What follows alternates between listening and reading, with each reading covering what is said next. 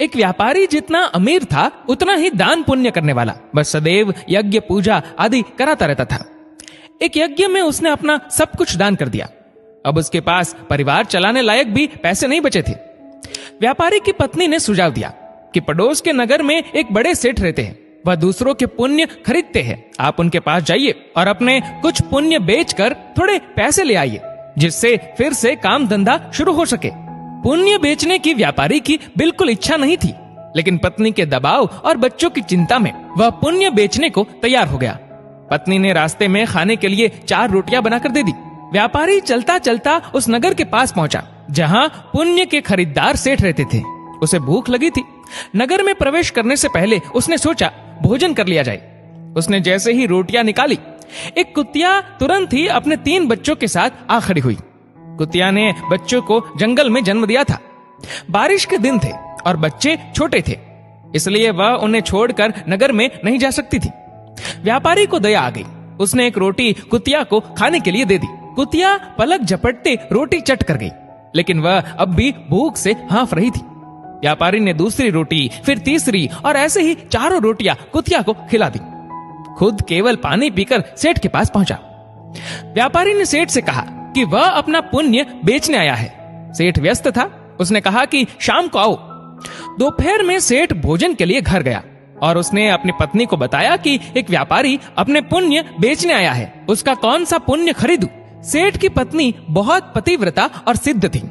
उसने ध्यान लगाकर देख लिया कि आज व्यापारी ने कुतिया को रोटी खिलाई है। उसने अपने पति से कहा कि उसका आज का पुण्य खरीदना, जो उसने एक जानवर को रोटी खिलाकर कमाया है, वह उसका अब तक का सर्वश्रेष्ठ पुण्य है। व्यापारी शाम को फिर अपना पुण्य बेचने आया। सेठ बोला, आज आपने जो यज्ञ किया है, मैं उसका पुण्य लेना चाहता हूँ। व्यापारी हंसने लगा। उसने कहा कि अगर मेरे पास यज्ञ के लिए पैसे होते तो क्या मैं आपके पास पुण्य बेचने आता। सेठ ने कहा कि आज आपने किसी भूखे जानवर को भोजन कराकर उसके और उसके बच्चों के प्राणों की रक्षा की है, मुझे वही पुण्य चाहिए।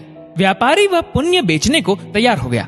सेठ ने कहा कि उस पुण्य के बदले वह व्यापारी को 4 रोटियों के वजन के बराबर हीरे मोती देगा। 4 रोटियां बनाई गई और उसे तराजू के एक पलड़े में रखा गया। दूसरे पलड़े में सेठ ने एक पोटली में भरकर हीरे जवाहरात रखे। पलड़ा हिला तक नहीं। दूसरी पोटली मंगाई गई, फिर भी पलड़ा नहीं हिला। कई पोटलियों के रखने पर भी जब पलड़ा नहीं हिला तो व्यापारी ने कहा, सेठ जी, मैंने विचार बदल दिया है, मैं अब पुण्य नहीं बेचना चाहता। व्यापारी खाली हाथ अपने घर की ओर चल पड़ा। उसे डर हुआ कि कहीं घर में घुसते ही पत्नी के साथ कलह न शुरू हो जाए। जहां उसने कुतिया को रोटियां डाली थी, वहां से कुछ कंकड़ पत्थर उठाए और साथ में रखकर गांठ बांध ली। घर पहुंचने पर पत्नी ने पूछा कि पुण्य बेचकर कितने पैसे मिले। तो उसने थैली दिखाई और कहा, इसे भोजन के बाद रात को ही खोलेंगे। इसके बाद गांव में कुछ उधार मांगने चला गया। इधर उसकी पत्नी ने जब से थैली देखी थी, उसे सब्र नहीं हो रहा था।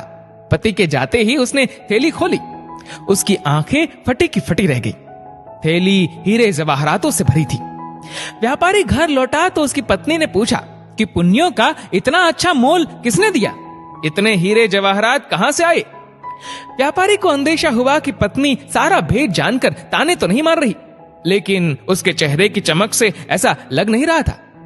व्यापारी ने कहा, दिखाओ कहां है हीरे जवाहरात। पत्नी ने लाकर पोटली उसके सामने उलट दी। उसमें से बेशकीमती रत्न गिरे। व्यापारी हैरान रह गया। फिर उसने पत्नी को सारी बात बता दी। पत्नी को पछतावा हुआ कि उसने अपने पति को विपत्ति में पुण्य बेचने को विवश किया। दोनों ने तय किया कि वह इसमें से कुछ अंश निकालकर व्यापार शुरू करेंगे।